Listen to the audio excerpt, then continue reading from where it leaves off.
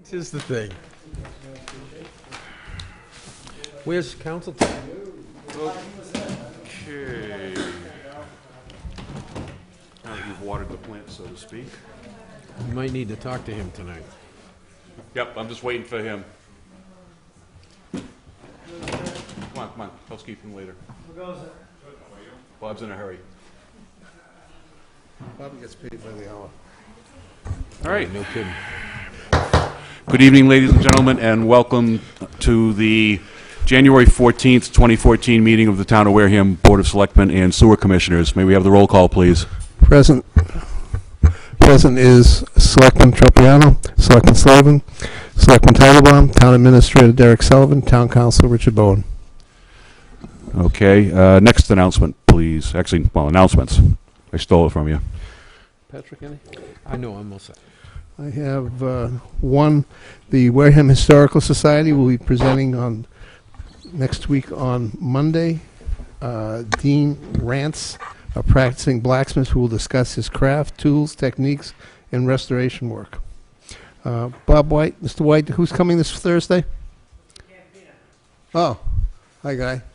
I guess Guy is coming this Thursday for the 9 o'clock men's and actually it's men and women now too, isn't it? Yes. Men's and women's morning breakfast, donuts and coffee. I'm done. Just a couple of things. First off, the town of Wareham lost a young soldier last month. We received word of this last week. Ryan Goldie.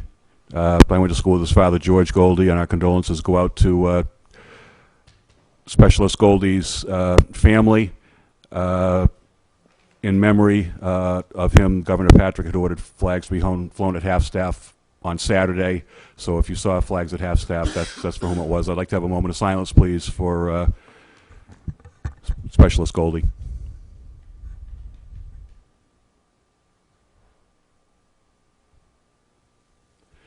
Thank you. In other news, yesterday, Selectman Slavin and I had the opportunity to go over to Plymouth Town Hall, where the State Executive Office of Environmental Affairs, Secretary Sullivan, awarded grant and loan monies under a new state seawall and dam program. Some of you may have seen an article in Wareham Week.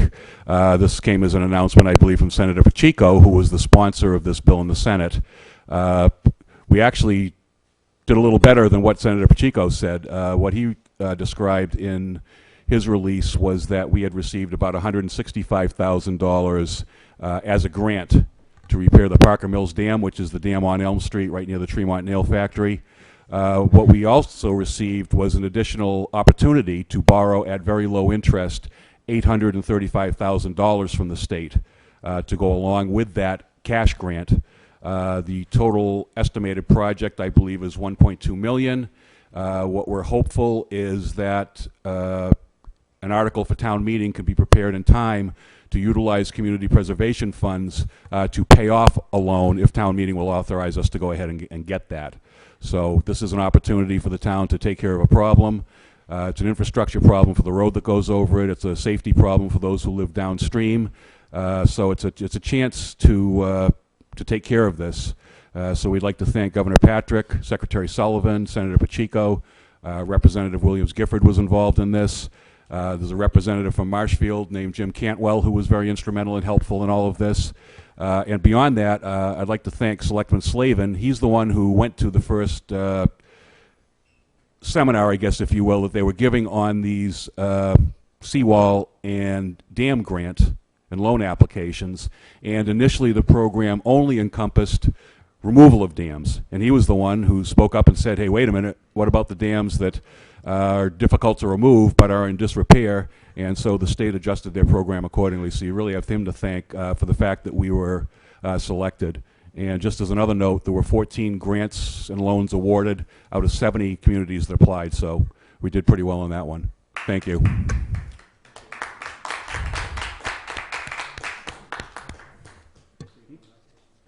Oh, that's right. Yes, I forgot to mention Dave Bernard, who was actually, well, he got honored yesterday because he was called up by the secretary, and none of the rest of us were named, and yet the Secretary of Environmental Affairs named all of the public works people, municipal maintenance people, who are the ones who actually did the application. So he already got his glory yesterday. Next item, please. Citizens' participation? So anybody like to come speak before the board? I see a hand in the back. Boy, do I see a hand in the back. Good evening. Good evening. What's on your mind tonight, Mrs. Slavin? Well, Sandy Slavin, Precinct 3. I was reading the draft conservation restriction for the Weweantic Ridge property that the town purchased a couple years ago, and we're holding the, Buzzards Bay will be holding the CR. And in it, they mentioned a document that town of Wareham has, something called a comprehensive community plan. I've never heard of it. Likewise. Is it our master plan? I guess I it, don't think so. Then We where, have a master plan. I don't think it's a comprehensive plan, though. I think then that's where a- can I find a that's a- comprehensive community plan that Buzzards Bay Coalition found? that's a good question. Where to find maybe that? we should get a copy from them and see what the heck it is. I don't know. Check with But, Susan, I'll be in the office. Susan Green.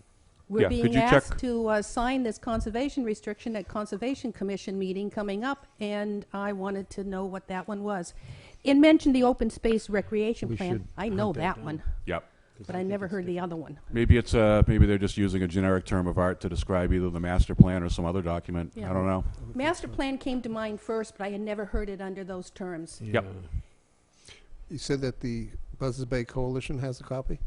I don't know. I'm just saying you that the coalition mentioned this document in the conservation restriction they presented to the town for approval. Okay. I'm wondering if this is just boilerplate that they may have lifted off of their computer. You know, this is applicable to any number of communities that have such a thing, but I don't know, not but us. Before I'm going to ask the question Yeah. tomorrow of Buzzards Bay Coalition, what is the plan they're referring to, because I'm reluctant to Absolutely. approve the document unless I understand the basis of all theirs. The background. You got it. We should request a copy. Yeah. We will.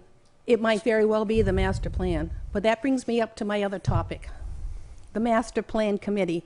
It's been months since our planner first suggested a master plan be redone. We don't have a planner. I don't think we need a planner to get started. We have a lot of representatives already selected. We can get our meeting going, we can get a chair, we can get a clerk, we can even distribute the existing master plans so that those of us that are on this committee can have a chance to see what it looks like. So when a planner does come on board, we've at least started. How far away are we from having a master plan? Yeah, sure, master plan Town committee. planner. A planner. Given if they would accept our offers after interviews or something like that, I'd say anywhere from 4 to 6 weeks, hopefully, but that's only if they give 2 weeks. So some of them will give a month's notice. So it's, we're doing the interviews next week sometime, and so we could be going towards the beginning of March on it. So we're not that far off, so I guess the committee, we probably could get that committee started. It would be And then great the planner would be if we got ready it to go. started, Yeah. recognized, a time frame, all the participants included. I think we're missing two I more think that's people. probably a good idea. Do you think it's Because a good I idea? don't, and just to even look at the master plan would be helpful, that we don't come in wicked cold. Yeah, I Yeah. imagine some of the people on this committee have never seen it. A lot of people haven't seen I it. actually have one of them at home, so. That was it. Thank you. Thank you. Anyone else for citizens' participation? Okay, next item, please. Consent agenda. I have no bills or documents. Okay, next item. Next item is vote to allow closure of Mill Pond Station to hold a license for 6 months for transfers for new location. Anybody here? Yep. Yes, there. Good evening. Good evening. If you could just briefly explain what this one is about to us and for the public's information. We are asking, we, the AD Makepeace Company, I should introduce myself, huh? I'm Linda Burke from the AD Makepeace Company. And as some people know, we own the Mill Pond package store. We purchased it a couple of years ago in order to beautify that corner. We are asking that we have the opportunity to close Yeah, I the get it. store for a period of about 6 months, beginning at the end Yeah. of this month, actually January 25th.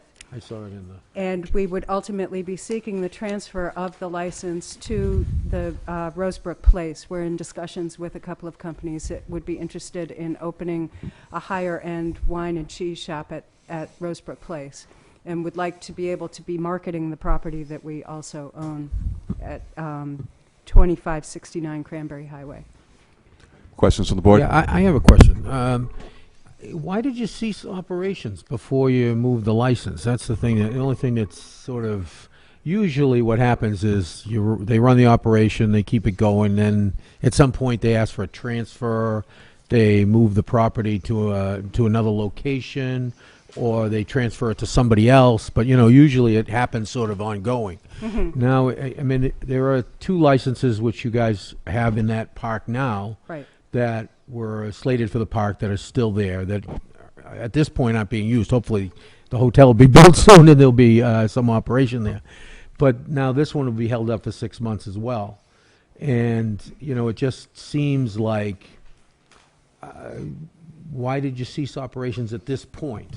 One of the reasons is because this will definitely be a different type of business model at the Rosebrook Place location, and we want to be able to show that the potential operator of the new location that we have the license available, and we want to actively market the property at the corner of Tyonet Road and Cranberry Highway. Well, I guess. I don't know. It just seems to me that, sort of, I'm not crazy about these tying up licenses and leaving them unused, which belong to the public, for whatever length of time. And 6 months, a year, whatever it happens to be. This never sat well with me because people have asked this before. And to be honest with you, I can't remember ever not turning everybody down relevant to this, just for that reason, because the licenses were for the public. In this case, I know that park is sort of very valuable to the town. I think it's going to be a big asset to the town financially. And I'm willing to, sort of let it go at this point first, but 6 months has to be it. If they don't market it by then the license has to be turned back in, Okay. it's in my estimation, in my opinion. Thank I you. don't know how you guys feel. but- Selectman Slavin? I think Patrick said everything has to be said. Well, we have a motion, please? Make a motion to allow the license to be held for transfer for 6 months, starting as of today. Second. Motion made by Selectman Slavin, seconded by Selectman Tropiano. All in favor? Aye. Opposed? Abstained? 300. Can I ask a question? Does that preclude the operation between now and January 25th? You're going to close officially when? On the 25th. I'll read- Do you want to make the effective date on the 25th, or the 26th, rather? 26th would be great. That would be. Okay, why don't we I'll recast the motion? yeah, I will pull back my motion. I'll You rescind withdraw your my, second. I'll pull my second. Okay, let's have a substitute motion. And the substitute motion would be that the clock will start on July 26th. It'll be for 6 months to allow the license to be held for transfer for 80 Makepeace. Second. Motion made by Selectman Slavin, seconded by Selectman Tropiano. All in favor? Aye. Opposed? Abstained? 300. Effective the 27th. Thank you. Thank you. Thank you. 26th? Okay. Sometime around there. Next on the agenda, please. Funding source contract 2. We're waiting for the DOR on that one. Tie and bond.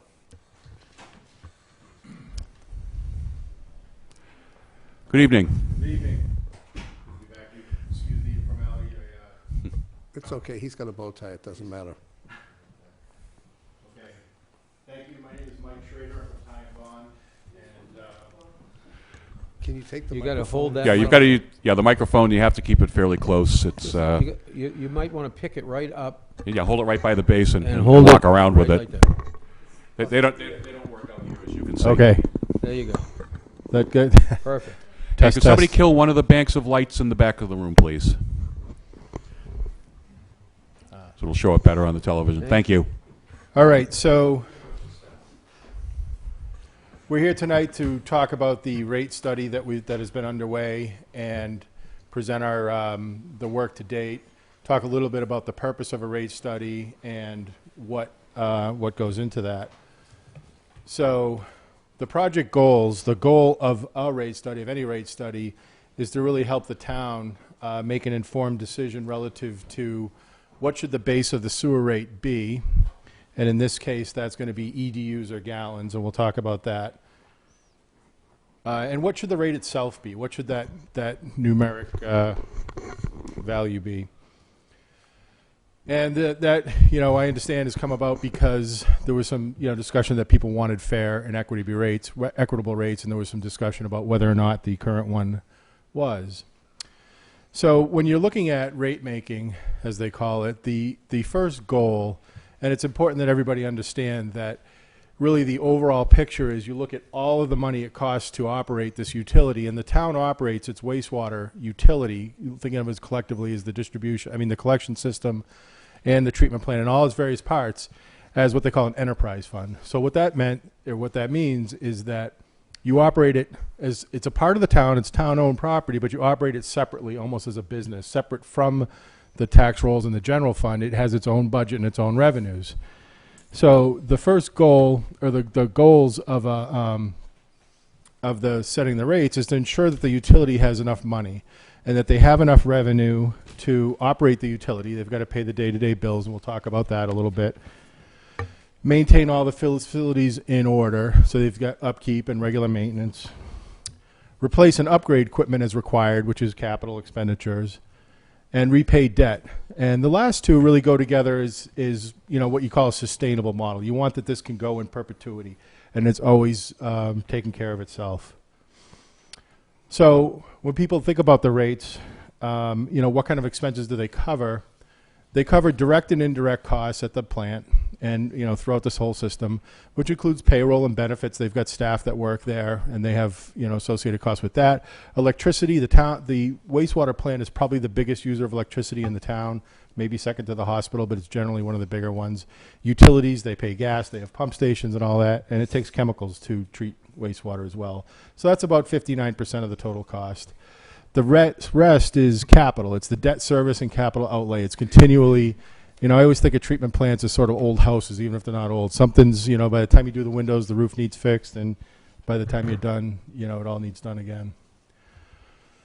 So the other thing when we talk about going from an EDU to a variable rate, or to a flow-based rate, to think about the fixed versus variable costs. And in this case, it comes out almost exactly even, but the fixed costs are those that are independent of flow. That plant's there 24/7, winter, summer, fall, every day, every night, and it costs a certain amount to keep the lights on, so to speak. So we've got payroll, we've got benefits, they're paying the capital, they're paying the debt. And then there's a portion that's variable, that varies with the amount of wastewater, and that's the chemicals, the electricity, and the sludge. The sludge they generate is the excess byproduct of the treatment process. So the goal number 2, once we've established that, we've come up with the cost, the total cost of running this enterprise, then we want to allocate that back to the cost of users fairly and equitably. And I think everybody here has seen over the last 20, 30 years that more things have gone to user fees. Now, if your child plays football, you pay for football. You pay what you use, and that's the concept here. So what does fairly and equitably mean in terms of sewer rates? Well, it means that your bill would reflect the cost to treat your wastewater, okay? And, well, what does that mean? So when we talk about the things that affect cost, with the flow, we know that it treats more money. It costs more money to treat more gallons. I think that makes sense intuitively. But is each gallon equal? And the truth is no, they're really not. And this is just supposed to be a picture showing a high-strength waste and a low-strength waste, but really that it does cost more to treat some wastewater than others. Now, this doesn't account for residential. I'll talk about that later, but we kind of assume that that's all about the same strength. So high-strength waste costs more to treat. So why are we talking about this, and why is that the case? Because it's all about the bugs. At the heart of the treatment plant, even in this technology age, it's still a biological process. And at the heart of it are these little microscopic bugs that eat the wastewater, basically, and they process it. And there's a little chart there showing them all and how they work and all that stuff. And they're really they're the engine that does most of the work. So the wastewater is their food supply. So as you have more food, you need more bugs, and their population will increase. The more bugs need more air. They require air to live just like we do, and that air is supplied by big blowers, and those cost a lot of money. That's where a lot of the electricity goes, is into those blowers. And they also generate more sludge. That sludge needs to be processed, it needs to be taken off-site, it needs to be disposed of, and that costs money. And it takes more chemicals, which in the end equals more cost. So I just wanted to establish the basis for why certain things cost more, because it just does cost. And guy can tell you, when he gets a slug of high waste, you can hear his blowers go up. You can hear it's all automated. You can hear the energy use go up. So in goal number 3, it's really to be predictable. Okay, you don't want rates that have to jump around because we're jumping around with costs. You want to look at the future. You want to plan for your capital. You want to plan for your debt. And you want to plan for increasing costs. So like everybody experiences in their lives, costs go up. Everything costs more money. Some things go up at different rates. Some things go up at higher rates. Some go at lesser rates. And that the capital planning will impact the debt and the rates, because you're going to look and you're going to see what needs to be done. So we talk about capital planning. It's also important to understand why the equipment needs to be replaced and how the wastewater plant works and how the collection system works. So the first reason that wastewater infrastructure, and by infrastructure I mean all the equipment, all the various parts to it, the first reason is service condition. So the wastewater plant and the pump stations, it's a very harsh environment. And we specify very heavy duty equipment, but it's subject to harsh, chemical conditions. It's very corrosive. There's a lot of solids, a lot of sand, a lot of grit, and it causes things to wear out. And we generally estimate a 20-year service life, and often that's somewhat optimistic. So you can see there's a picture on the left of the guys at the plant taking down a clarifier to look at that, and you can see there's some wear and there's some concrete issues. And on the right is one of your pump stations.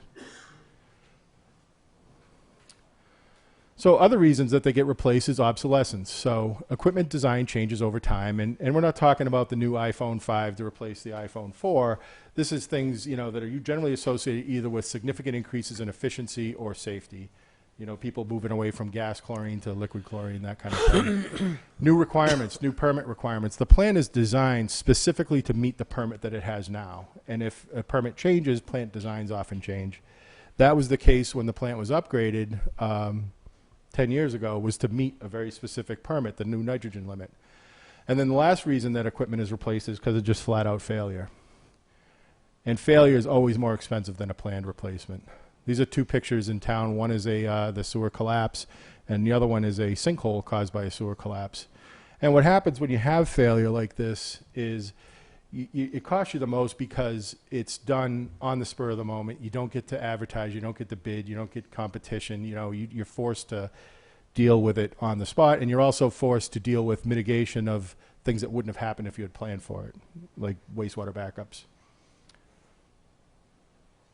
So we've been talking about the need for a capital improvement plan, and what that would achieve is to identify future needs based on looking at the equipment that you have, and you look at the condition of the equipment and establish the likelihood of failure. How good is this pump? How good is this piece of equipment? And then you also look at the consequence of failure. We talk about pump stations, the ones that are those little buildings that are around the town. If one of those fails, they're usually located at the low point, and the purpose is they collect all the sewage by gravity and pump it up to a higher elevation. Well, if that fails, there's nowhere else for that water to go. You can't stop it. It will go into the nearest water body after it floods out of the doors and down the stairs and that kind of thing. So that's what we aim to prevent, is by looking at this. And the other thing that it prevents is that instead of having an emergency next year for an unquantified amount of money, you can project that in 5 years we're going to replace that pump station. We're going to fix that. And what you do is you look at your needs over the next 20 years, you balance that out with your debt service, and together you can make informed decisions about long-term rates and stabilizing. So the ideal rate, if you think about it, it would incorporate not only the volume of wastewater that you discharge, but also the strength. But that's really not realistic, certainly not for the bulk of the customers, because it would require, all kinds of testing and analysis. So instead, what you generally do is the towns charge a fee per gallon or per 100 cubic feet or however they set it. And then you just set a set of rules that everybody has to discharge within these parameters. And that, again, like I said, that doesn't include, residential. So if you're, having a cookout or something, or you're having people over, it doesn't affect it. It's all generally the same. This is only for non-residential. So some stuff costs more, so you would pay more, and that's pretty common. You pay a surcharge.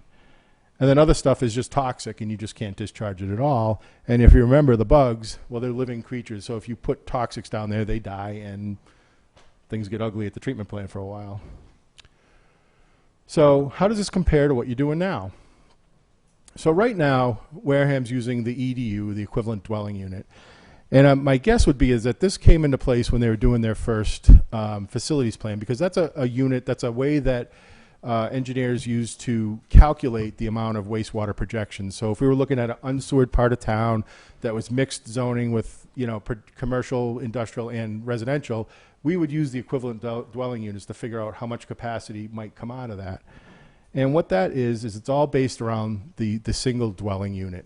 And that's sort of a planner's term, but a dwelling unit is basically a single home, a single family house, whether it's an apartment or a condo or a home. So you have one, I think that makes sense. You have a house, you generate a certain amount of wastewater. Well, what happens if you have a business? So you look at a business, in this case, it looks like a big factory, and you look at what do they do, okay? What kind of processes do they have? What kind of equipment do they have? What are the kind of discharges? And based on that, and based on some established tables, you generate an amount of equivalent wastewater. So in this case, we might say that, okay, in this case, this factory is equivalent to 9 houses.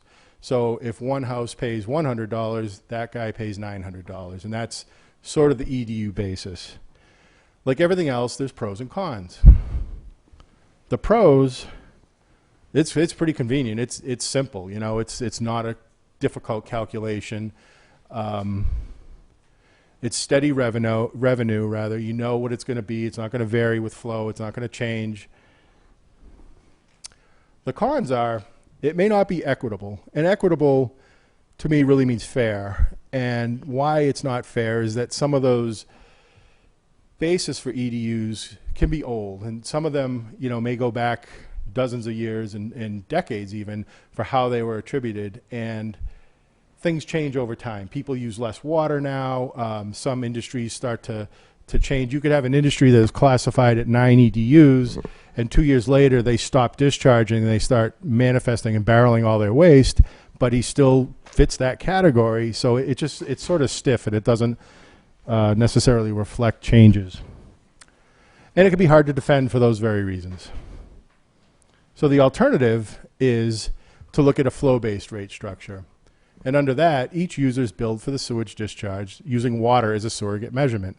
And why we call it a surrogate is we won't actually measure wastewater. We don't put in wastewater meters. You use the water use at the site to reflect the amount of wastewater that's generated. Like everything, pros and cons. The pros is it's accurate. It's based on something. It's based on something tangible that you can measure.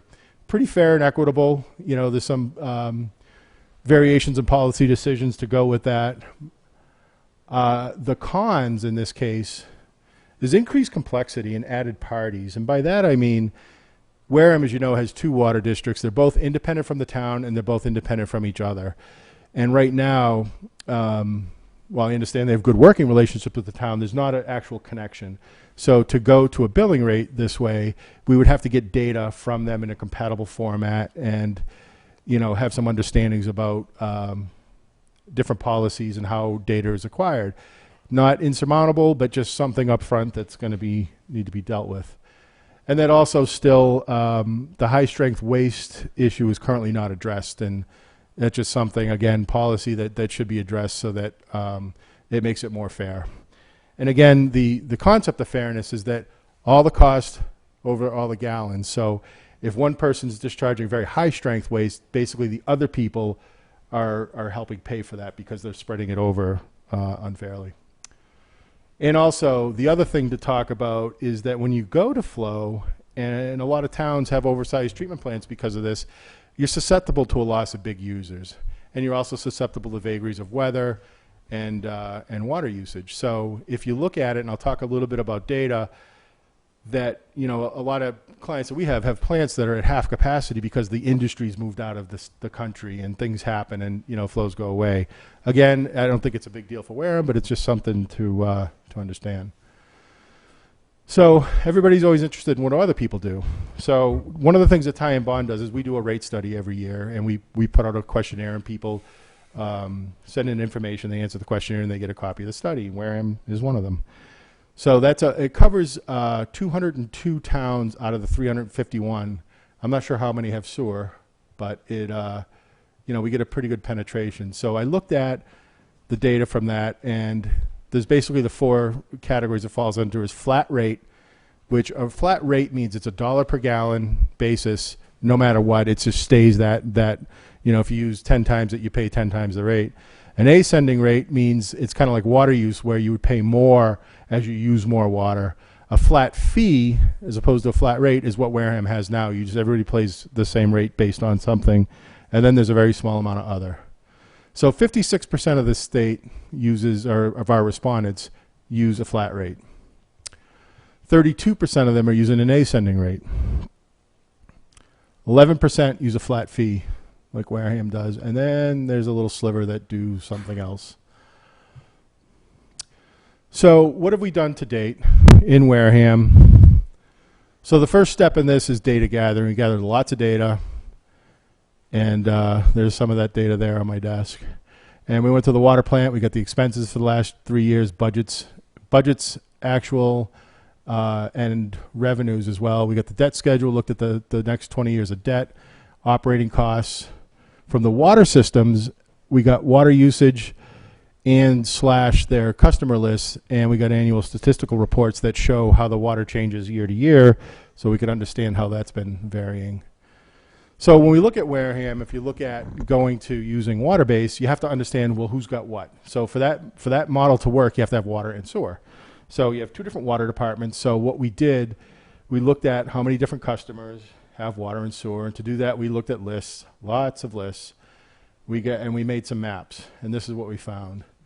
So in the town, 59% of the town is sewered. That's not a surprise, and that's a well-known thing. So that's about 6,150 customers. And then we looked at the 2 water systems to see how those line up. So of that 59%, 55% of them are on the Wareham Fire District, which is not a surprise. It's a bigger utility. And the rest are, well, not the rest, but the other 36% on onset. And then there's this small outlier group of 9% of people that have sewer but not water. So again, that's something that we'll have to think about and set policy on, or that you gentlemen will, to decide how to, you know, what's a fair way to assess them waste. So some trends that we noticed as we look through the data, again, if you go into water use, you want to understand how has that water use been changing over time. So generally, like the rest of the country, water use has been going down. All those low flow shower heads and toilets and all that stuff really do work. And so that was Wareham, and you can see the commercial use is going up a little bit, and the same thing in onset. So it's going down on the residential side, going up a little bit on the commercial, which is, I have to think, just a sign of growth. Now this one, I also wanted to understand, or we wanted to look at how is the flow distributed amongst the water use, and meaning, like, how vulnerable are you to is there one giant user that uses most of your water that if they left would, again, if you think about it, costs and gallons, if the gallons go down and the costs don't, that means everybody pays a little bit more, so you have to reapportion that flow. So in Wareham, 10% of the usage comes from the top 20 users, okay? And this data, again, this is really just information. It's not, you know, it's not a deal breaker. It's not a real total cause for concern. It's just information to look at. 50% of the usage came from the top 1,121, or about 16%. So 10% of the data, or the revenue now, if you're thinking about it this way, comes from 0.3%. 50% came from 16%. So it's a little top heavy at the top. Same thing with Onset's even a little more stratified. 10% of the usage came from the top 10 users, and then 50% of the usage comes from the top 9%. So you've got some heavy water users, and then you got a base of residential. Okay, so next steps. What do we do now? Our role is to come in, look at the data, analyze the data, and then work with the town to make decisions and do different illustrations to see how this could work. So really the next option is, or the next step rather, is to decide which option best suits Wareham. There's a lot of different ways people set rates, and there's a lot of different ways you can do it. And some of them are, one is always to do nothing. You can keep the system that you have. Two, you can adopt a usage-based system with one rate with a minimum charge, which is something that we see a lot more with water systems now, because they, if they have a wet year, they lose revenue and they're in trouble. So they need to set, some part of it is a sort of a minimum charge or a service fee. You can do an ascending rate like we talked about. You use more, you pay more. You can do a separate rate for residential and commercial if you want. And, oops, I guess that's my last slide. That's Guy's ducks. There's a family of ducks that live at the treatment plant that come back every year, and they are very concerned about the treatment plant. So that's my the end of my presentation. If you have any questions, I can put this down. I don't know that I have specific questions. I think I go back a long way with this, and the EDU rate has always bothered me. It's always been a problem.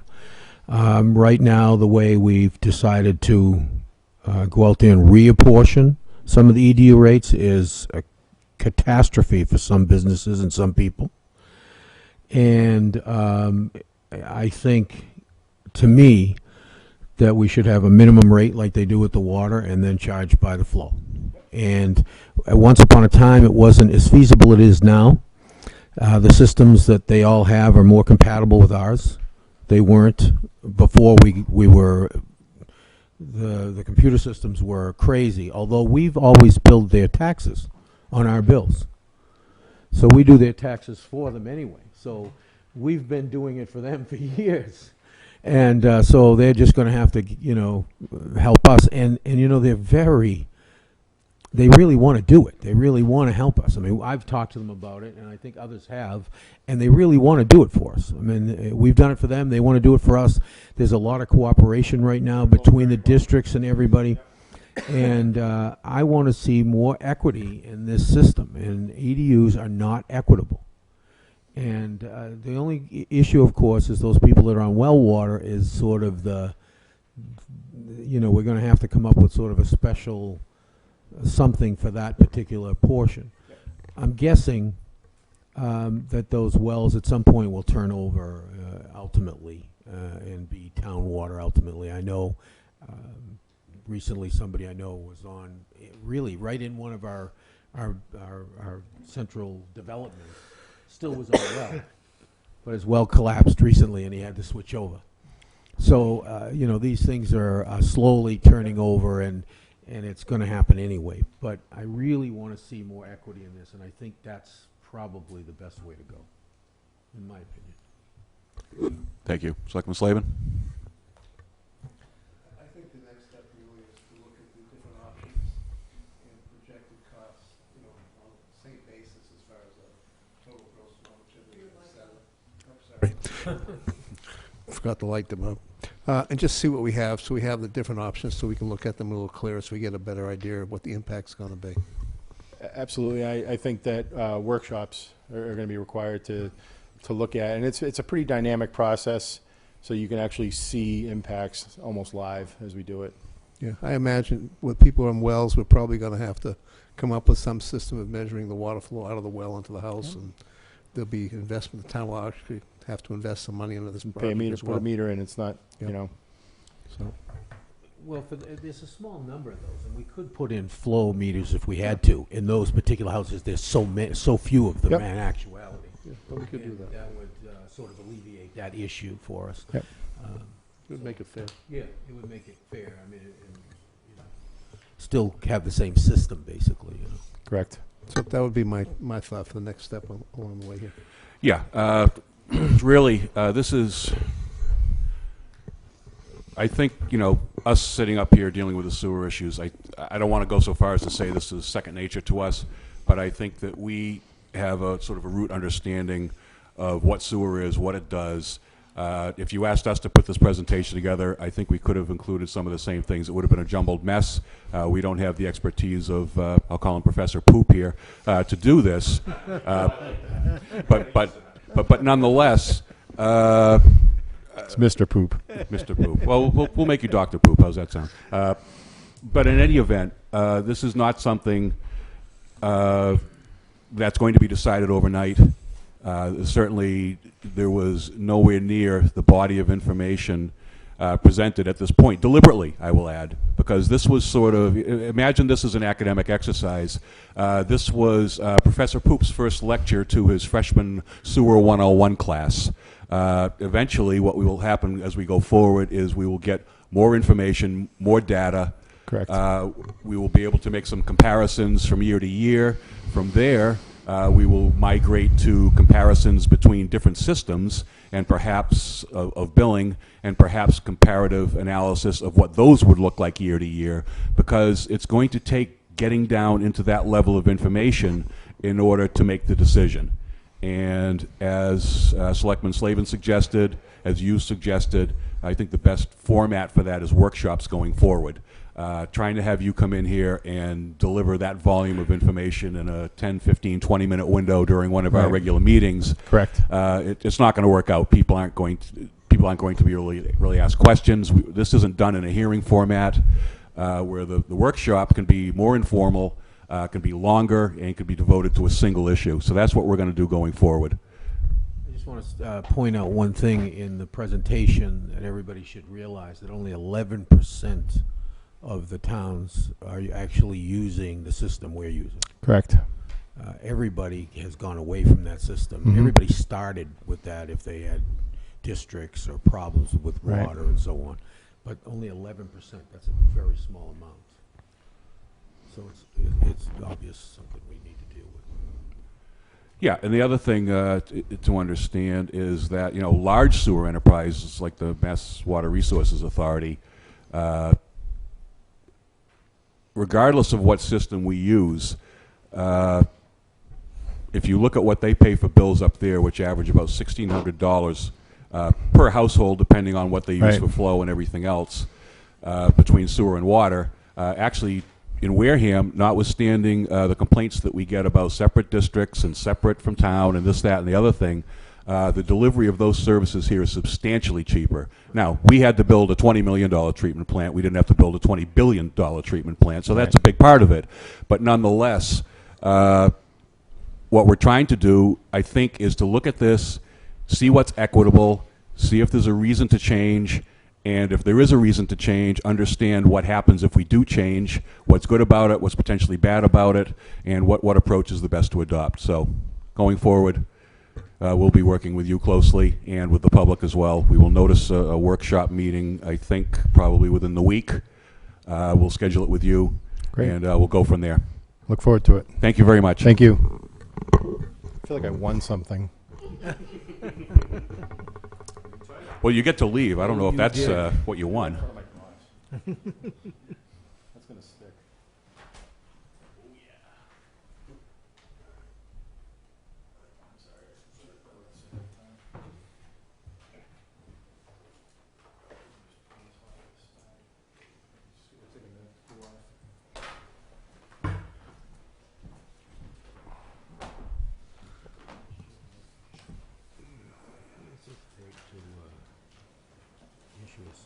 Okay, while they're breaking down, Guy, why don't you come on up and talk to us about what you're looking for here with the next item on the agenda, which is C, under sewer business, the vote to issue a 6-month notice of cessation of electrical connection re 7 Elm Street. Good evening, Mr. Chairman, members of the board. That letter is in regard to a piece of property located 7/9 Elm Street. It's a private pump station. And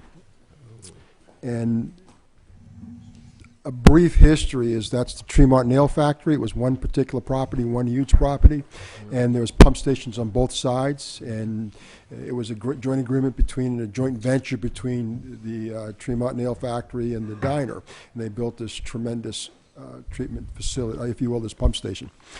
When the property was sold in two pieces, one piece to a private individual and the other piece to the town, they became two separate entities.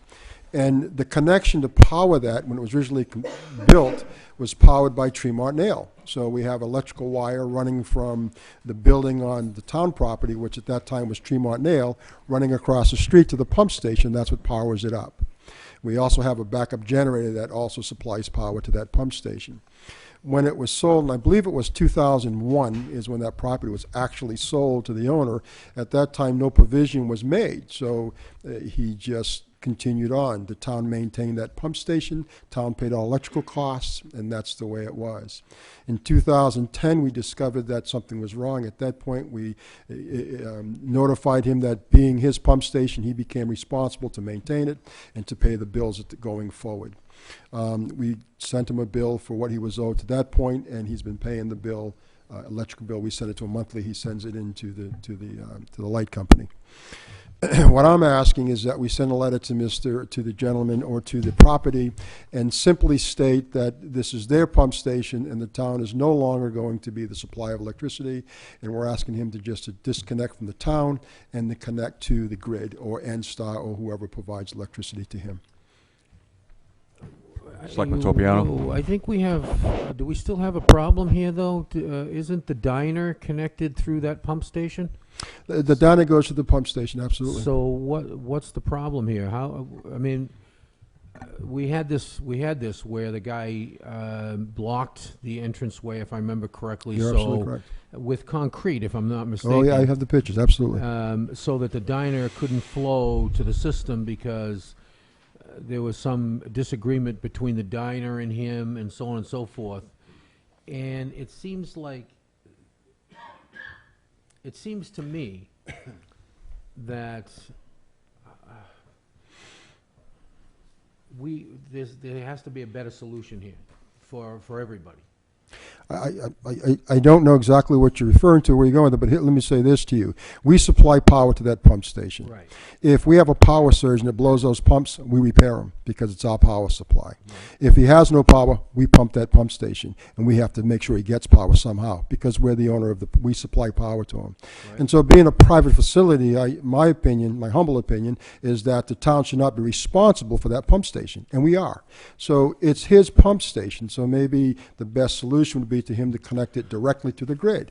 And the relationship between him and the diner, which are private, I think they've worked that relationship out, and that's not going to affect it. It's how they power it. As a matter of fact, if he chooses, he can power it off her power or connect, because she has three-phase. So that's decision or an agreement's going to work out between the two of them. But what I'm saying to you is that the town is responsible. We supply the power. And if there's a surge in that line, as suppliers, if I burn out those pumps, we have to pay for them. The town has to pay, make them whole.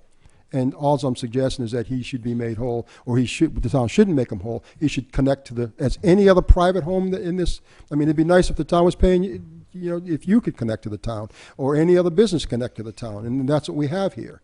And so I think it's prudent of the town to say, wait a minute, we're not going to. I totally agree with public-private relationships, but in this case, it's not that. It's not something that the town and the public, the private guy agreed upon. So it's his pump station. He should power it directly to the grid. It's his pump station. Correct. It's connected to our sewer system, but it's his pump station. Absolutely. Like there's a lot of like private. A grinder pump, is that what yes, we're sir. saying? Yes, like we have probably a dozen. If they had a grinder pump installed, we're considering this to be something of that nature. This is not only a grinder pump. Yes, it's a little greater, but yes, it's a grinder pump. If you install the grinder pump in your home, we'd have to maintain. Then you would maintain it. You would pay for the power, and you'd connect it to your home. Correct. To the grid. In this case, we're connected. He's connected to us, and so we're supplying the power. And that's what the bottom line is. If we were to lose power, let's say that the town decided to sever Tremont Nail and we kill power to that facility, then he loses power. So he's going to make us power him up because he's connected to us. I want to understand how the deal came about. Do you have any idea how the deal came about that allowed one, for Mill Pond not to just connect directly to our sewer system somehow and go into that portion of the system, and how Tremont Nail, how that whole thing came about? I don't know that this history, and we looked into it. It's simply an agreement between the owner of the Mill Pond Diner at that time and the general management of the Tremont Nail Company. They both had issues. They decided to go do a joint venture, build this, if you will, this pump station, 2 pump stations, and connect everybody to it, and then take a 2-inch line and send it over to us on Main Street. It was a joint venture, a private joint venture, 2 private businesses getting together and answering a problem that they had. And the solution was to create and build a pump station, 2 pump stations, and a collection system and a transmission system, and transmit it to us, opposed to their septic systems, because to redo the septic systems, I'm guessing, and I don't have document, but it was probably cost prohibitive, or this was more prudent for them to do. So they spent approximately $300,000 to do this. Selectman Slavin. I believe, I think it's Kenyon was the original owner of the Tremont Nail, the family. You think they're out in Ohio or something? I forget. Well, I'm just saying. I don't know, yes.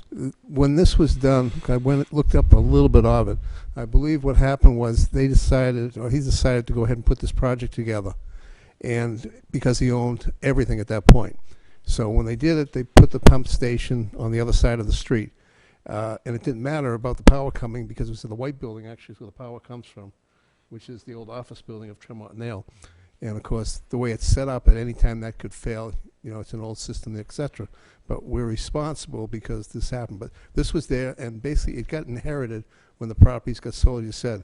I believe Biff, who was the owner of the diner, had an agreement with Kenyon, and they were going to have a deal where he would, I believe that Mill Pond Diner every year would pay a bill for the clean out or something, and that was the deal they had, with the old company store.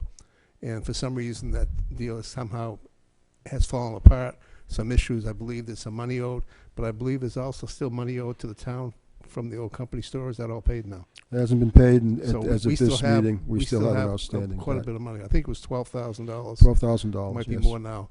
So the concern I have when it was brought up is that why are we sitting there supplying electricity to a system that's not ours, that if something goes wrong on our side, because, Tremont Nail is not an active property. Sitting there actually gets more damage than being working every day. Anything's going to happen. You can get a bunch of rodents in there, start eating away on wires. They may fry themselves, but they also might fry the system.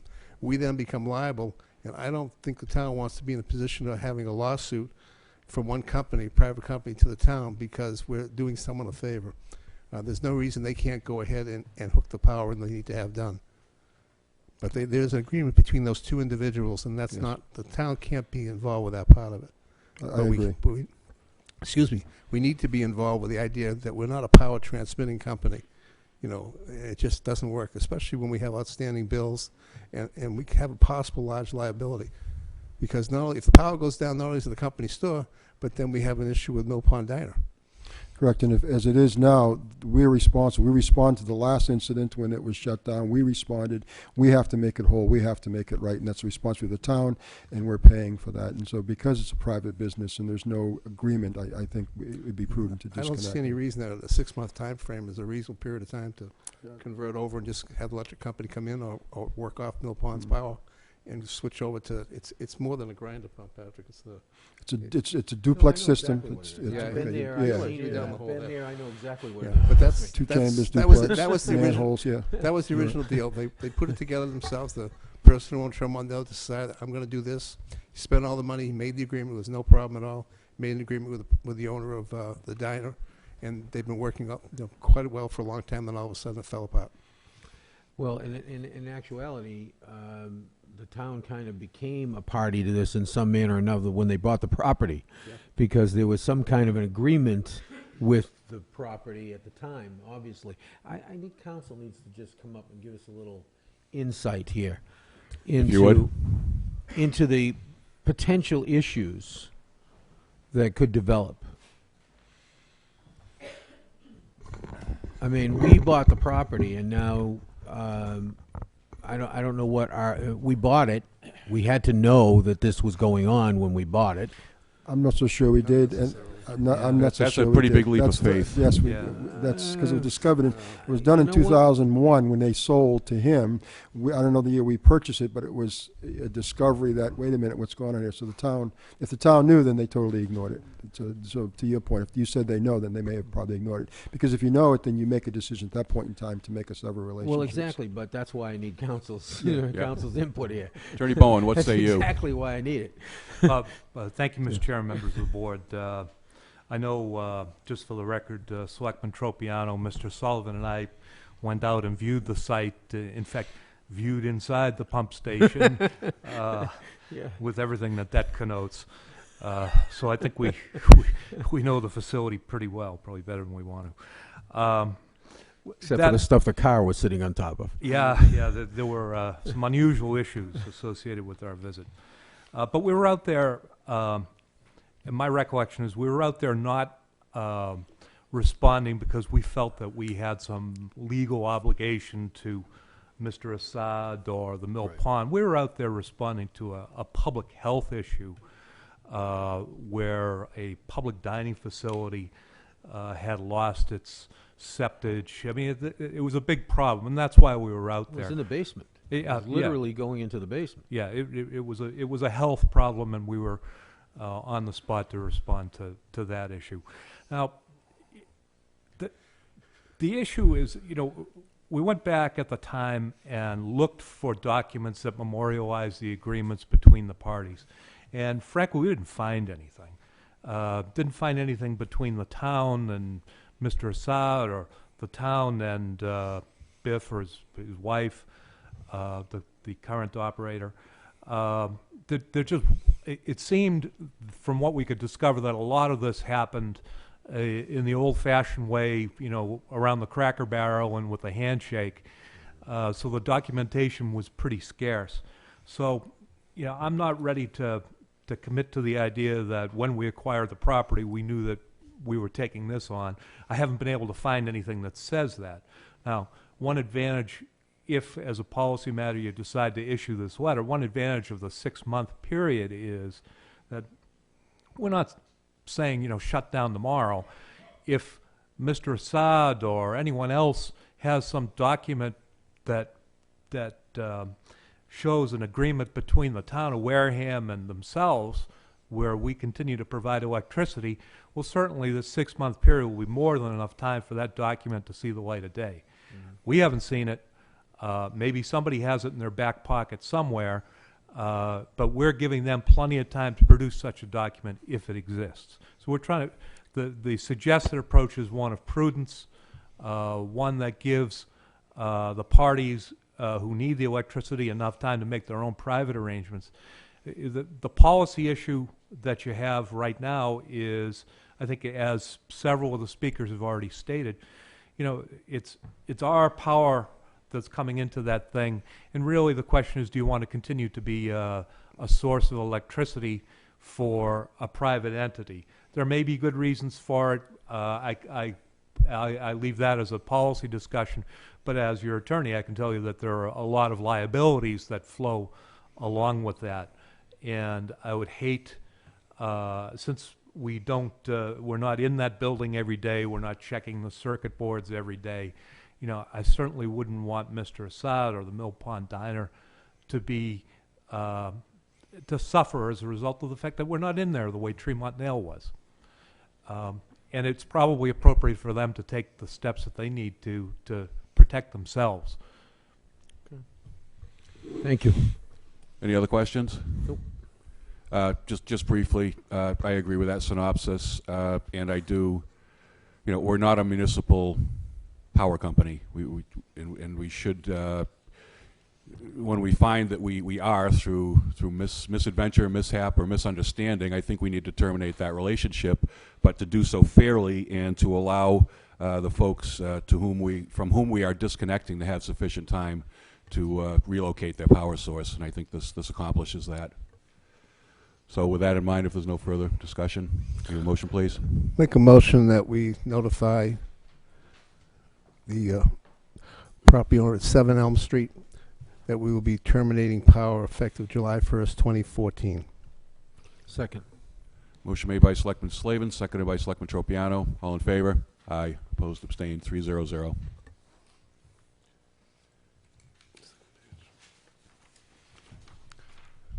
Any other sewer business?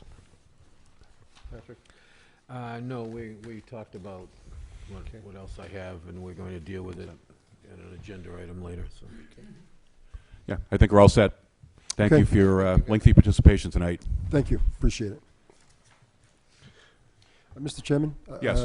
There's, and I don't want to speak out of turn, but your next business for the town is in the meeting with the, I believe it's the Housing Authority, and we had submitted their letter of an abatement. Do I need to stay if that's No. going to be discussed? That's all. Thank you. Thanks. Go home. Yeah, thank you. You're all set. Next up is the Housing Authority. I think we have a horde here. We do. Everybody come up, please. Rudy, how are you? Good, how are you, sir? Haven't seen you in a while. Long time. Good to see you. You look great. Thank you. So did Methuselah. Well, you know, you don't look that old. You're looking pretty good. Thank you.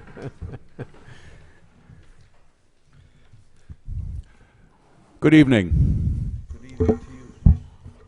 As you may recall from your last visit, you've got to get up real close and friendly with these microphones in order to be heard. I'll borrow yours, all right? Is this good enough? He'll tell you when it isn't. All right. The voice behind the curtain. So you're here to update us on the present status of the Housing Authority, how things are going over there, and you know, what issues you're encountering. So with that, I'll turn it over to you folks, and why don't you tell us what's going on? All right, very good. Thank you, Mr. Chairman, members of the board. I'll make this presentation, then we'll be open up to any further details that you might like to get into. But first of all, I'd like to, on behalf of the residents of the Wareham Housing Authority, express our appreciation for the town's donation of the generators, which have been installed, inspected, and are ready to go, in the responses from the town police, fire, EMS, highway, and water district, especially during the water main break that cost us thousands of dollars recently. When we stabilize our financial operations, we would be happy and would welcome the opportunity to enter an agreement with the town to provide an annual payment in lieu of taxes. The Wareham Housing Authority operates 103 units at Agawam and Redwood, on $420,000 a year in rental income and a $72,000 state subsidy. We also receive $20,000 for administering 37 units of MRVP. That's the state's mass rental voucher program, which is similar to the Section 8 federal program. That program generates $490,000 a year to local landlords in state subsidy, in addition to the rent paid by the tenants. Unfortunately, on June 30th, 2013, the prior administration saw fit to discontinue the Section 8 housing, 20 units of Section 8 housing that they were administering, and now we lost $20,000 a year in administrative fees. Because the prior administration had no approved budget, they ended the fiscal year June 2013 with a significant deficit, in approximately $90,000, which has almost depleted our fund balance, our reserves, as you may refer to it. So we had to start off fiscal 14 late, without a budget. We had to build the budget and file it late, and we still haven't heard back from the Commonwealth as to its status. At least they haven't kicked it back, and others they have kicked back. So we're now in January, operating fiscal 14 without a budget, but our budget is built in a manner that we'll probably break even if there's no other unfortunate, unexpected occurrences. We're catching up by obtaining credits and refunds for overpayments and are returning overpayments that were made by the prior administration have eliminated wasteful practices. We're turning over unoccupied units faster, so that we're not only garner more revenue from the rentals, but we also provide housing for eligible residents of the town of Wareham. We're catching up on paying overdue bills, like the $44,000 we owe the town in sewer bills and $1,000 in interest and demand fees dating back as far as 2012. This is something that hit us unexpectedly because the office was a mess. You couldn't find bills in the file system. And when we got the bills, we determined that we owe this bill, and we pledge we will pay the bill in a fair time. We'll have the money to do that. We've also gone after and received $27,000 from DHCD that was not applied for by the prior administration for projects at Agawam and Redwood. That was just lost money. Jackie Hickey and our previous interim administrator that we hired to stop the bleeding went after those funds, even though the time frame was long overdue. But because she was well known and respected by DHCD, they gave us that money back. All of this, I say, is due to the fact that we recruited a hard-working, competent, honest administrator, Ms. Hickey, and that the selectmen showed great judgment in appointing Mr. Santos and Mr. Lockwood to the board. They were truly great assets to the authority and the town. We would request that the selectmen to support us in obtaining more funds from DHCD to finish the work that needs to be done at Agawam. The $400,000 that we're going to get will finish the roof on Building 1 and all of Building 2 and convert 2 units into handicapped housing. But you'll still have Buildings 3, 4, and 5 in the community building that who knows how long it'll take. So if we could work together, DHCD is committed that they will get additional capital funding if there's a commitment from the town to work together to provide marshal additional local funds from CEDAR or from capital preservation accounts. So again, thank you for your past support of the new Wareham Housing Authority. And we'd be happy to provide any more detail if you'd like. Well, just briefly, Jackie, seems like you've slid into this and hit the ground running. I'm sure Bob and the rest of the Housing Authority are very appreciative to have somebody on board who could do that, who was familiar with DHCD guidelines, who knew the bureaucracy there, didn't have to become habituated to it, already knew what was going on. So with that in mind, questions from the board? I think I'm going to reserve. I think I'm not prepared yet to really get into this too much. I think there's a lot more homework that needs to be done before we can really plan anything, make any decisions, or anything like that. So I think I'm going to reserve time. We respect that. Thank you. Thank you. Selectman Slavin? I noticed you said that there was no budget file for 2013. Right. Was there a budget file for 2012? Yes. Yeah. As far as I know. Well, I won't say definitely. As far as I know, it was. But I know for 13 definitely wasn't applied, wasn't filed, wasn't approved. They were hounding. I got on the board in April, and they were still hounding them for the budget in June and July, which is a fait accompli. It didn't matter at that point. So we had to rebuild the actual expenses for 2013 in order to have a base for the budget of 14. It's just, I mean, it's incredible how poorly run this place was. Now, as far as repairs and maintenance on the facility itself, when the state DCHD would send the different contractors in, is there any issues with that as well on prior work? Yes. There was an issue with the plumbing and heating at Redwood. Prior administration had with the state had a contract to modernize and renovate the plumbing system over there. As of August of 2013, a year later, it still wasn't functioning properly. We applied for and got a $16,000 change order from the state. And this was still withholding the retainages from the plumbers and so forth and the engineers that were involved in it. The thing is it's a disaster. They got 64 residents there. I think there's 4 or 8 units in a building, and there's a water tank of like 50 gallons. I mean, it's just mind-boggling. That was out of our control. Yeah, it was all. That was all state. They came in for capital, it was under the capital asset management. Yeah, you got to slide the microphone over. Sorry. Yeah. Sorry. That was completely out of the Wareham Housing Authority's hands. That was it was a capital asset management program that was not in our control. So when they bid the job out, they go with Chapter 30B procurement laws, and they got somebody in here that said elderly people only need 40 gallons for an 8-person unit. And so now we are documenting daily the temperature, the water temperatures, and the amount of the water temperatures that are going to each unit. There's specific buildings that have a little bit of trouble, and we continually are working on that. I think Attorney Bowen may have a question or some information. I'm not sure which. Could be both. Let me just compliment that by saying that even though that's the case with DHCD and Capital Asset Management, in the case of Agawam now, we got the expertise of Bill Lockwood on board.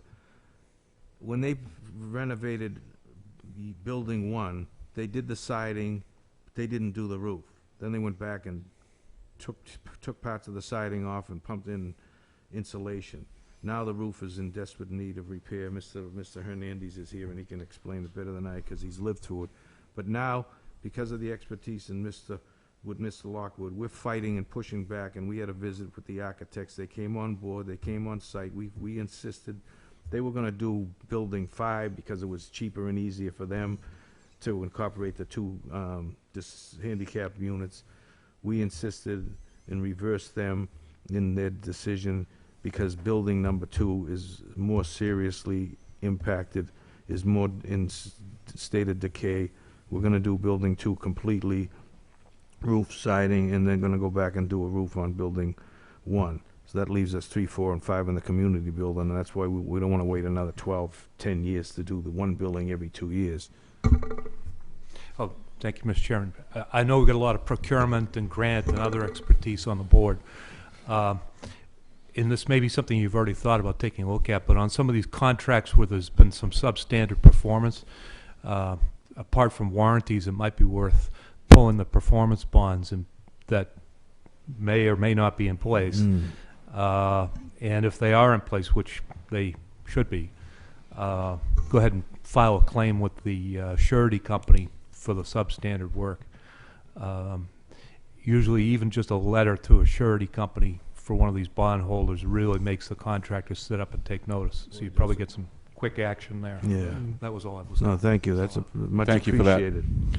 Just to finish up, my concern would be that if we have these issues outstanding that, the Housing Authority has, even though it's a state agency as far as the housing unit, if he was willing to send to the board a list of problems, issues, I'm sure the board would be more than happy to write a letter to the HCD expressing their concern about this situation, how it's happened, and rectifying the situation all the way around. Yeah. It's not fair to the residents of those 2 Absolutely. facilities for the time frame that's been going on. Much appreciated. When I was on there basically alone, I had written detailed letters to DHCD, threatening them that I was going to go to the Inspector General and have them debarred from doing business in the Commonwealth and all that sort of thing. But I think what Attorney Bowen indicated is also an additional sledgehammer to hit them with. Thank you. Rudy. I'd just like to add my saying to this, what the chairman has said and what Jackie has said. And it just goes personally with me that I am so blessed to be on this board to do good work for the people who have served us so greatly in the past. Some of the situations I have witnessed there is very degrading for our senior citizens. And I see that this board is focused on doing good work. We have an election coming up in April. We're hoping that 2 of us will still get on the board and whatever, and that's not a campaign issue. It's just hoping that that happens. I think with the leadership of Bob in the direction of Jackie, we have nowhere but to go and to be proud of what this board can do for our community and for our elderly. They deserve it. And as long as we're on this board, they're going to get it. Thank you so much. Well, thank you, and I would add in closing that you said you were blessed to be doing this. I think the residents are blessed to have you Thank you. and the rest of the current board there to help. So, Thank you. thank you very much. Thank you. Thank you. We look forward to hearing more from you, and to the as Selectman Slavin said, to the extent that you would like us to offer any support, please feel free to let us know. And we'd be happy to provide any further details, any information you need. Thank you. Great. If we Thank can- you. If we can find it. Thank you. Keep digging. Thanks. See ya. Thank you. Thank you. With the chairman's indulgence, I'd like to move on to number C rather than B. We have a town employee waiting, and Certainly. also a member from the state is here as well. Next item will be the discussion with Mass Division of Marine Fisheries regarding East River improvements, fishing pier, and parking at Dummy Bridge. Dummy. Dummy. Dummy Bridge. Dummy. Who the hell named that dummy bridge anyway? Good evening.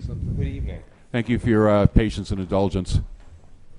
Thank you We're a for little having we're a me little tonight. further into the Oh, night look than at we had this. thought we'd be at this point, but Sure. it happens.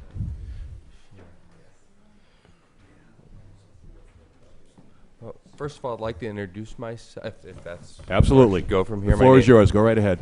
My name is Ross Kessler. I work for the Massachusetts Division of Marine Fisheries. My role in the division is the public access coordinator. What that means is that I have to locate places to increase public access for fishing, specifically saltwater fishing. We are funded by 1/3 of the saltwater fishing permit, which you may or may not be aware is necessary to fish in the all saltwater in the United States now, and by state. So anyhow, when that law came into play, 1/3 of money goes to access projects. I became aware, excuse me, of the Onset Avenue,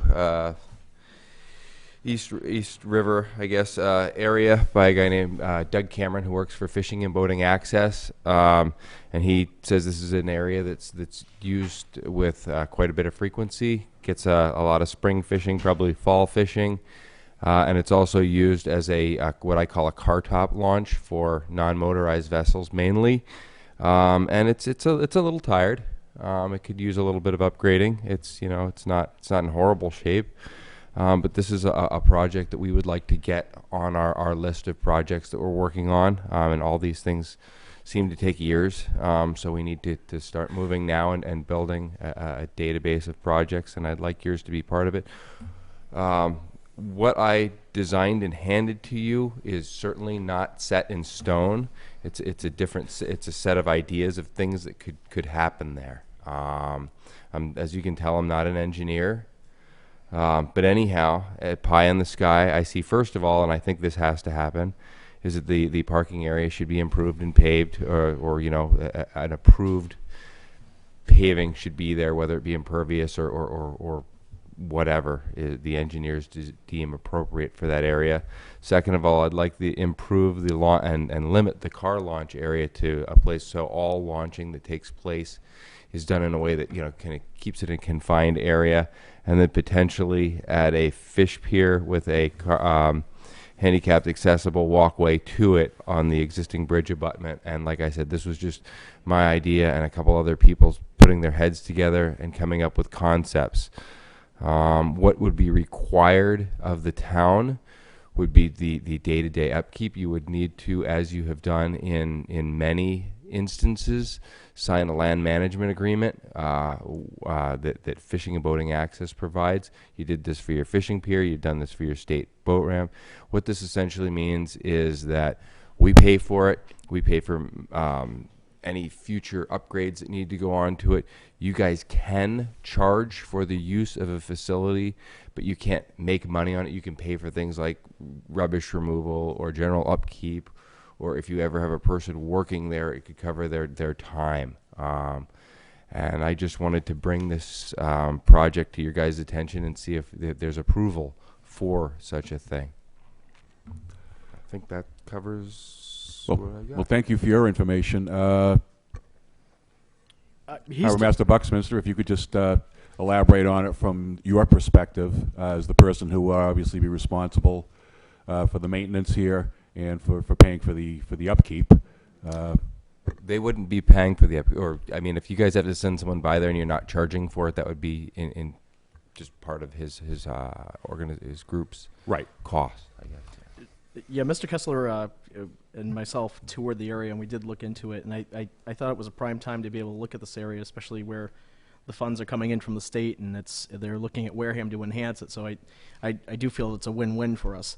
I'm down for the maintenance and upkeep of it, and I think it's something that we can tie into because the growth line that goes along the right-hand side of your picture also has gotten a little overwhelming too when it gets down onto the beach, and there's a lot of overhang. So I think this is prime opportunity for us to tie in with conservation and try just to enhance that area on our end also by cleaning it up a little bit and trimming the trees and cleaning it to the point where it's appealing to everyone. The beach can be used there.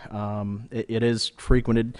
You can see the two areas that are run down now on the picture. Actually, one's covered in yellow, but that area is heavily used by vehicles and foot traffic, as well as the little branch that goes off to the side. And we do have cars that do drive down there, so we will start stopping the spread of vehicles, leaving their footprint on it. And we already have 2 fish piers in town in the Wareham River, which will basically be the same setup that we're looking at here. We've got a good fishing area. We've got very deep water underneath that bridge. We also have the herring that pass through there. It's a good striper location, and that's used pretty heavily. They fish off the pier, and then if you look up into the power lines, you can tell they're there. So this will get away from that option too. So it's Okay. Thank you. Questions from the board? No. Just, there's a lot of confusion in town. People don't understand the budgeting process for a lot of the things that come through the harbor master's office. So if you could just explain where your expenses would what they would be and where the payment for those would come from within your budget, so that people don't think that this is something that comes out of the general budget of the town. As Mr. Kessler stated, we operate a boat ramp that is under the same setup. So if they did decide to charge for that location, which we're looking at minimal parking spots, but if they did decide to charge for it, those funds that are generated through that parking fee would cover the costs. And I mean, we go through all the public access areas anyway and try to keep them up to date. So it's minimal trash. We really don't have a lot of problems in this location as it is. So I don't think it's a really big time-consuming thing. And I like to try and keep our people moving to all these sites anyway. And we try to embed it in all of our employees' heads that if you see something, you pick it up, you clean it up, and that's part of our operation. It's our shoreline. We're trying to keep it clean. So Okay.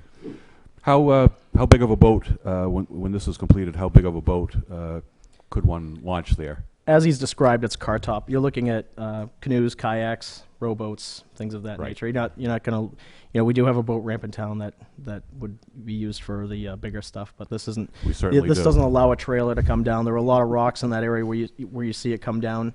That point is actually very tough to get in and out of with a larger boat. So kayaks, it's pretty much what you're looking at.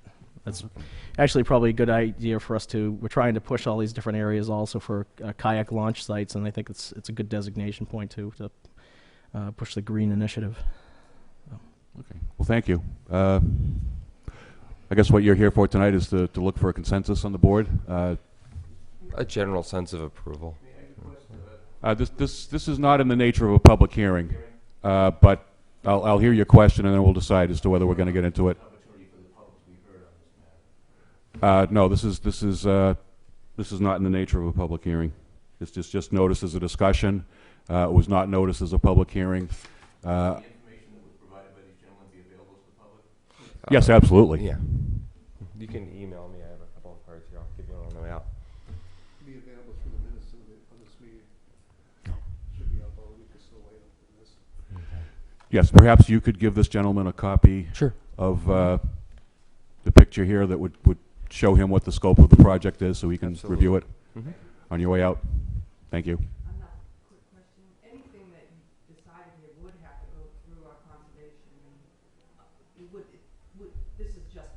Exactly, and that would be the proper forum for people with an interest in what's going down here to be heard, because that will be in the nature of a formal hearing. It will be any work, you know, in a river area or a beach area falls under either the River Protection Act or the Wetlands Protection Act. We've got somebody in the back of the room who serves on the Concom. She might be more than happy to explain to you out in the hall what the process is. You may be there 2 hours later listening to her, but you do that at your own peril. But in any event, that's the forum for that. We're not a land use board. We try to keep out of the land use issues.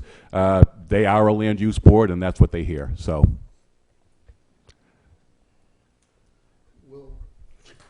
Just one question for you. If this ends up happening, will we basically expand the fish piers? Sorry. Thought it was on. Twice now. Will you be able to sell saltwater fishing licenses? Because I don't know if everybody understands that, you know, the federal government and the state, you know, implemented a saltwater fishing recreational license. You can get your saltwater licenses online or through the mail. I don't No longer any through the other clerk, options. I don't think anymore. No, Right? nothing through the clerk. It'd be nice if the state would look into that also. Typically, towns haven't taken that on. Some fishing shops have. I don't know if Red Top did or who. Well, I'm just knows. saying we have right down at the Yeah. pier. We have that, so you know, you have people, tourists come, they don't realize they need a license, and You rather can than buy sit them on there your and tell phone. them- Yeah, if they So. go to a fish like a bait shop, obviously there's one. I mean, you can actually buy Buzzards one Bay. on your telephone. I did talk with one Yeah. of the bait shops regarding Okay. that, and Through the they internet. it was pretty expensive to do. It's a big undertaking on Mm-hmm. the business's part to sell the permits for the state, and that's why a lot of them have shied away from it. I So. was just thinking it would just make it easy for the tourist residents, people coming in that don't live along the water and don't realize they need a saltwater license to fish anymore. We typically have signage that we provide at most of our public access locations that tell you a website you can go to, and you can literally buy one on your telephone, and it's not legal yet. Although you would never, if you had one on your phone and you could show it to the law officer and you did it respectfully, there's not a law officer in Massachusetts that would cite you at this point in time. Although you technically do need to have a piece of paper license, not a digital one. Although that's probably going to be changing in the next couple of years. I would just make a suggestion, if this does come to pass, that Mhm. we have some signage up on the piers. Yep. Maybe even going back to the existing piers we have now over by the Narrows. Yeah, and I can make some contacts with the state to see if they can provide It some would be additional. nice to do. Sure. I put one up at the state pier already, so that is at the boat ramp. That's there already, and I think I might have put one up at the one of the fish piers anyhow. Yes, it's at the fish pier as well Mhm. as the Tempest Knot boat ramp, So- and we're looking into doing some public message boards at Bessie the Park. onset boat ramp Those and places. another one at the pier. So. Thank you. Thank you. Anything else on the board? Thank you very much, gentlemen. Good night. Thanks for hanging in there. Next item on the agenda, please. Give me just a minute.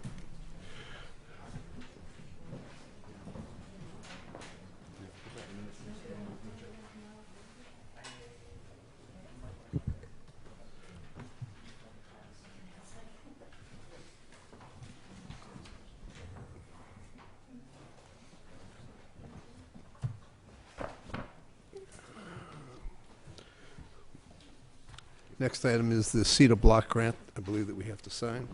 Well, no, we don't actually have that document yet. This is something that is being prepared. Wait a minute, he sent it over already? Son of a gun. Got it here. He's quick on the draw. I think you have to sign it, actually. Well, that's what the vote is to authorize me to execute it. This is substantially in line with what we heard last week. There was So one- moved. Okay. Second. Motion made by Selectman Tropiano, seconded by Selectman Slavin. All in favor? Aye. Opposed? Abstained? 300. Done. Next. I'm getting shuffled along here. Next item is the condensing of town committees. We had a meeting back, I think it was, look at my dates here, 11/26. It was a month ago, anyway. Yeah, continued 1/7. What we haven't done is set up a workshop that we agreed to set up with the different committees, so I'd ask that this board set a workshop up and at least ask the chairman of each one of the committees involved with the natural resources to come and meet, because we have a deadline coming very shortly if we're going to do something for town meeting. Okay, we can do that, but with the understanding that we're also going to be having budget meetings, we're also going to be having sewer meetings, we're going to be having meeting after meeting after meeting. So Well, it's going to be a busy season, so I'll go ahead and do it, but just with that understanding. okay. I guess it's basically, if we don't start moving on it now, we won't do it till fall. Right. Okay, fair enough. As far as any discussion on this, I would have asked that we wait until Selectman Whiteside was here. I know this is something she's very interested in as well. Yep. And with that in mind, I would also ask that we have at least a little more full of a board before we look at the policies. I think that's appropriate. So we can skip over that one. She was the one who would have given the update on the employee handbook and the volunteer handbook. I can tell you that she's done a lot of work on that. With respect to the volunteer handbook, this is for boards, committees, and commissions, just so that it's not necessarily all that clear on the agenda when you say volunteer what that means. She has sent a couple of different drafts to Attorney Bowen. She's asked me to take a look at it. She's asked the town clerk to take a look at it, the town moderator as well. Everybody's gotten back to her with some feedback. There's some more work to be done on this before it's presented to the board for its consideration, but Selectman Whiteside has really gotten a long way with this so far. So that brings us up to item G. Just as a, go back to E for a minute, proposed policy 2014-1, we just got today, mostly everybody, so we'll take care of that next week. Anyways, but that's a new policy that was just written. Any other anticipated business, 48 hours, Patrick? Not for me. Nothing. Mr. Town administrator's report, or his designee. report. Yeah, thank you. I don't see a designee. I'll be back in 1 second. All right. Thank you, Mr. Clerk. The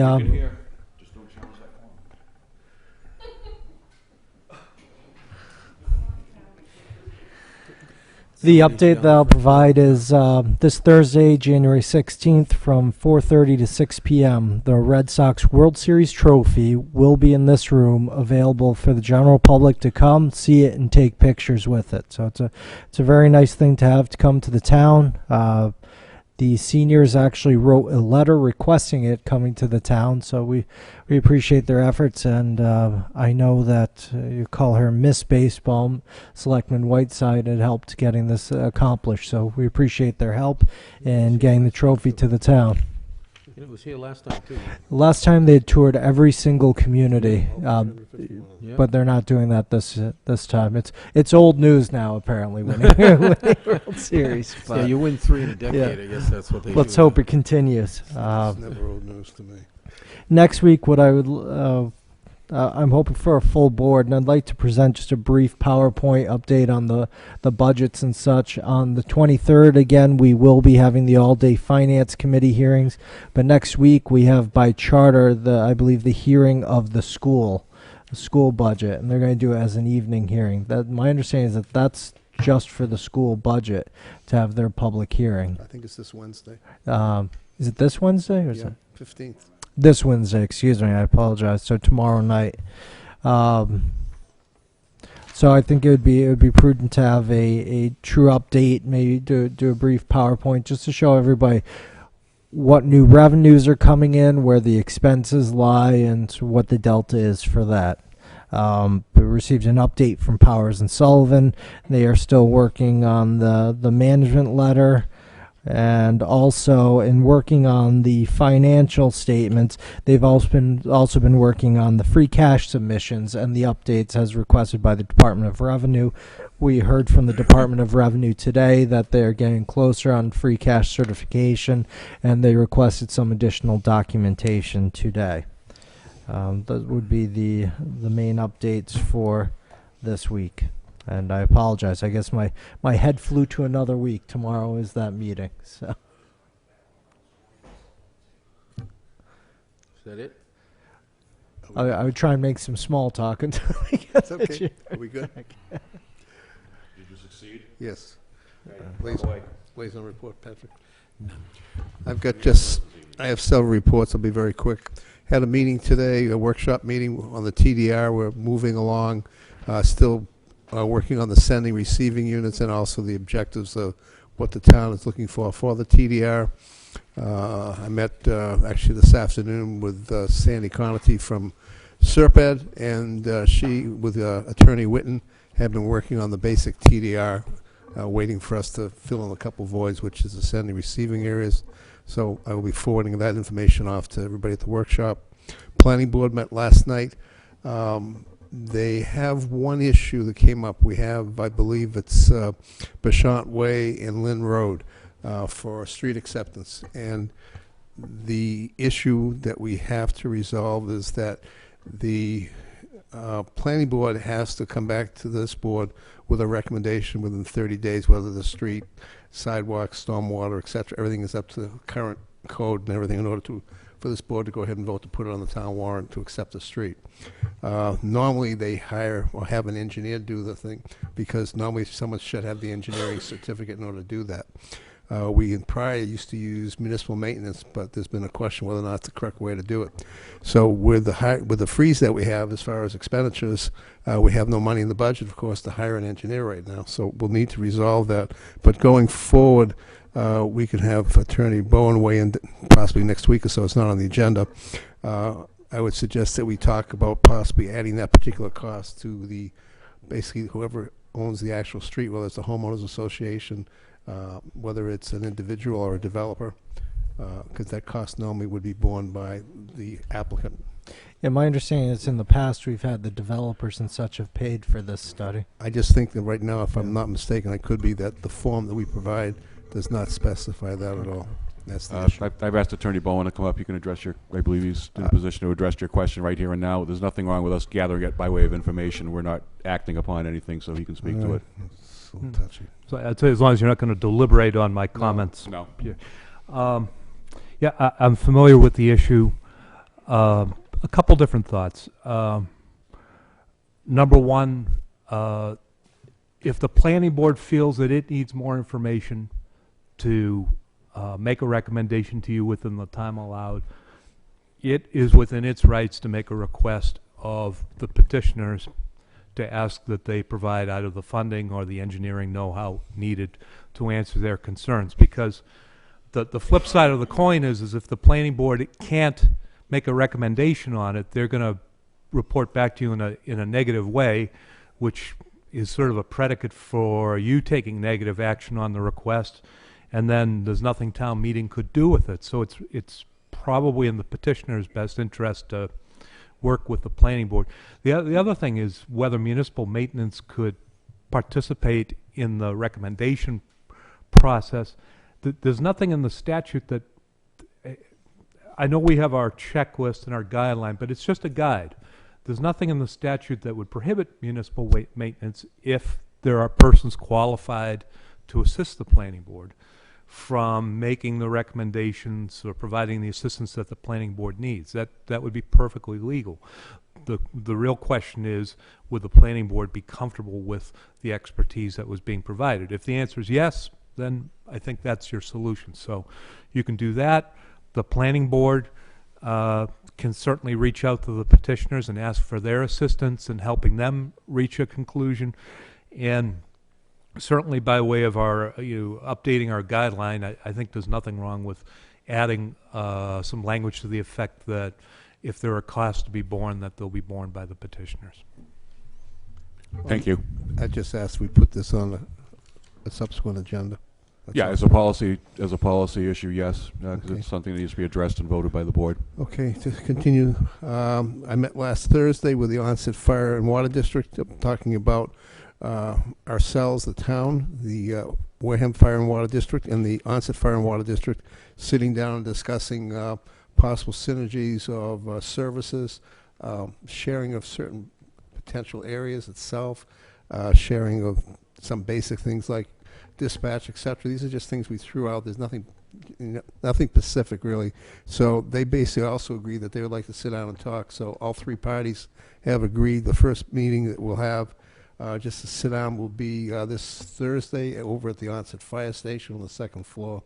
and it'll just be a workshop meeting. It's not going to be a public meeting per se. It's just going to be the actual stakeholders sitting and talking to see, very much like we're doing with the public safety complex, seeing if there's ways we can work together.